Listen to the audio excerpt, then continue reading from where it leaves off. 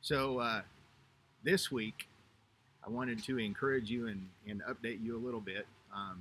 Some of you were able to join us for our worship service this last Sunday, and I talked about defeating giants that you might be facing.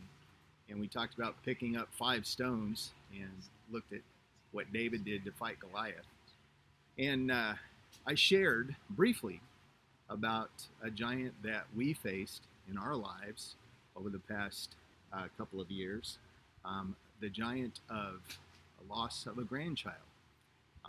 And my daughter, Jerra, that's who this is here with me. She this is one of my grandsons. This is Kason. Can you say hi, Kason? No. No? Okay. Anyways, I was talking with Jerra a little bit about that experience and asked her if she wouldn't share her experience, because we all kind of faced that giant together, the loss of that child and grandchild. And Jerra had written something, and she shared that with me, and I thought, maybe this could be something that might help somebody, encourage you maybe even, as you walk through or are walking through something. And so Kason and I are going to go away. We're going to play a little bit, and Jerra's going to share with you, and I think Kyle, her husband, is going to come join her. So you can see why Kason and I are going to go away, all right? So I'm going to invite them to share. Can you say bye? Can you say bye? You want to say bye? Bye. Bye.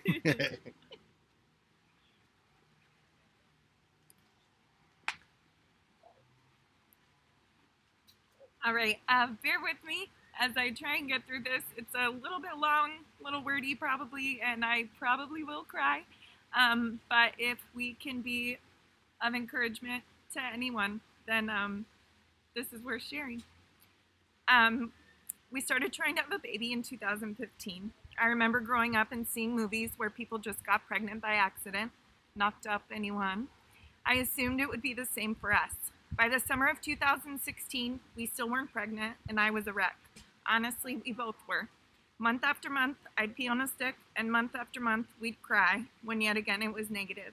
I started feeling so anxious we would never be parents. I would never get to live out my dream of being a mom, and my dream of seeing him be a dad. And that thought broke my heart more times than I can count.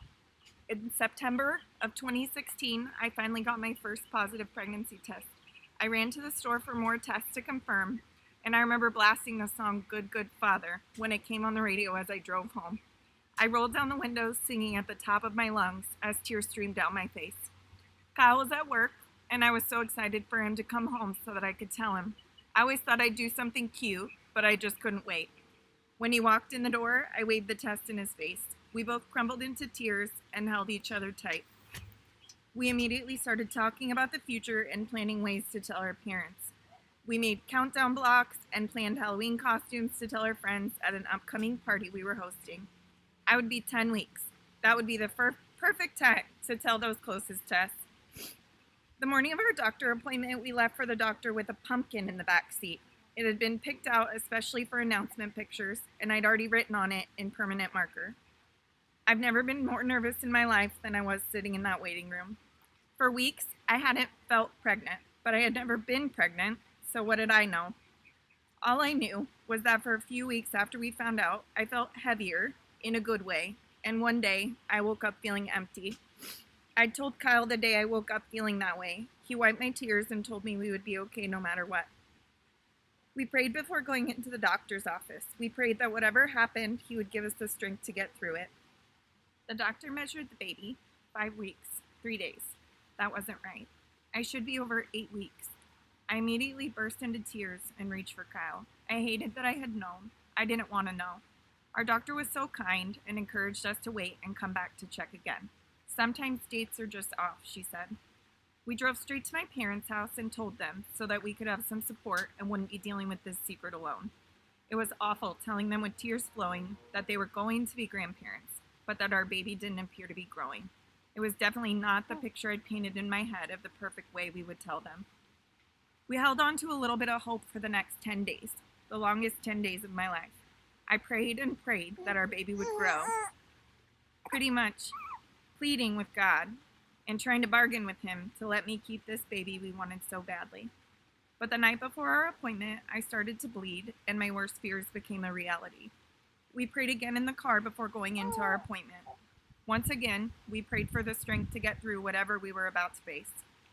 That day, our doctor confirmed that our baby had stopped growing. I'd been pregnant for over 10 weeks now, carrying around a lifeless baby for 5 weeks. We'd loved this baby from the moment we found out about him or her at just 3 weeks pregnant. But this baby wasn't growing, this baby had no heartbeat, and we would never know this baby earthside. My heart shattered into a zillion pieces, and the sadness enveloped me in an overwhelming darkness. I never felt such sadness. It was raining that day. I've always loved the rain, and that day it felt fitting that the rain was falling heavy and angry, just like my tears. We climbed back in our car and made the rounds to tell our families, and we called our closest friends. It was one of the hardest, most painful things we have ever had to do. I was so naive to this type of loss. This didn't happen. People just wanted to be pregnant, then they were, then 9 months later there was a healthy baby. That was how this was supposed to go. But here we were. No baby, no pregnancy, just a prescription that would help my body realize that this life inside me was no longer viable. That night was the worst of my life. I'll spare the details, but it was awful. The pain, both emotionally and physically, was nothing like I've ever endured, and I hope never to again. The following days, weeks, and months were very hard. My anxiety was at an all-time high, and I slipped into a very real season of depression. I questioned God's plan a lot. I couldn't understand why this had happened, and I found it so difficult to sing anymore about him being good. We were cleared to try again for a baby just a month later, but I couldn't. I couldn't try then, or the month later, or later, or later. I avoided those days like the plague. Over time, I started to realize that for some reason I felt this deep desire to get past our baby's estimated due date, May 28th, 2017. I told myself, and I told Kyle, that we just needed to get past that date and then we could try again, and that's what we agreed. The next several months, I tried to process and work through what had happened. With the help and encouragement of some amazing people in my life and their stories of overcoming similar loss, I drew closer to God and tried to understand his plan. When I heard of others trying to get pregnant, instead of avoiding the topic like I wanted to, I added them to a prayer list. I prayed nightly for others to get pregnant instead of praying for us.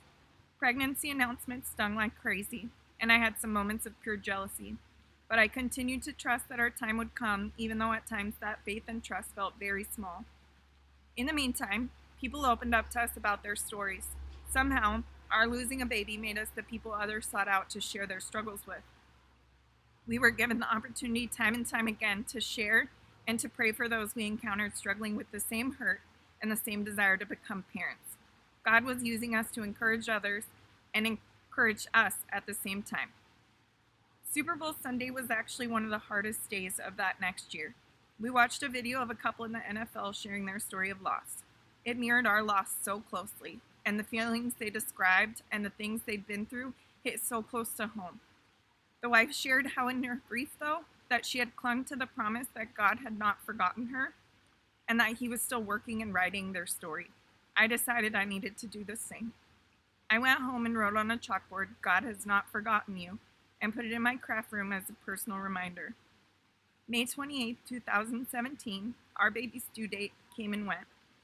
I cried, thanked God for whatever it was he was doing, and I prayed for me to be ready for a baby as we had officially decided we would start trying again. On June 1st, I snapped a screenshot of my daily devotional that pops up on my phone. It read, "Thanks be to God for this indescribable gift." I had no idea why I snapped the screenshot. I just felt like I needed to remember to thank him for all the gifts in my life. A few weeks later, I got to tell Kyle we were pregnant by giving him his very first Father's Day card. 3 weeks after that, we saw our baby for the first time and heard that beautiful heartbeat. Estimated conception date, June 1st, 2017. All thanks, all glory to God for his indescribable gift. When we first lost our baby, I had no idea this is where he would bring us. I prayed so hard, and I trusted that he would eventually give us a baby, but I had no idea he would use our hurt to tell a story of his love and his faithfulness. I had no idea that we would be able to help others. I had no idea that this experience would change me and change us from the inside out. I had no idea that it would impact every single part of me, and that I would actually come to find a new me that I liked more than the me before. A me that's more empathetic, that leans into his plan more and trusts, that grabs onto his strength when I'm feeling weak, and that understands how he can still be a good father, even when things don't go according to my plan. He used this loss and the darkest days of my life to draw me closer to him. He showed me his promises, and then he provided. He gave us the sweetest rainbow baby boy, who you saw earlier, and then another after that, who you also saw earlier. I'm forever grateful for the valley we walked through to understand such a joy and such a love. As part of our pregnancy announcement, I flipped that chalkboard over and wrote February 2018 on it, our rainbow baby's due date. It still says God has not forgotten you on the back, and he never did. Even when I wasn't sure I believed he was a good father, he was working. He never gave up on me. He had not forgotten me.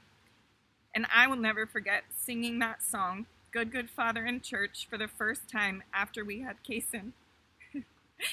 I stood there, tears streaming down my face, holding proof of his goodness, and all I could think was, all thanks, all glory to God for his indescribable gift. Thank you if you listened to all of that. Just know that if you're facing a giant, he's here, he's so present, and sometimes in the middle of it, like I know for me, probably for you too, It took getting through it, facing that giant, to really see how he was providing in the meantime. And you look back on that, and there's just no denying he was in every step of it and working it out for our good. I encourage you to stay hopeful, trust in him. If you're scared, just turn to him, give it to him. Thank you.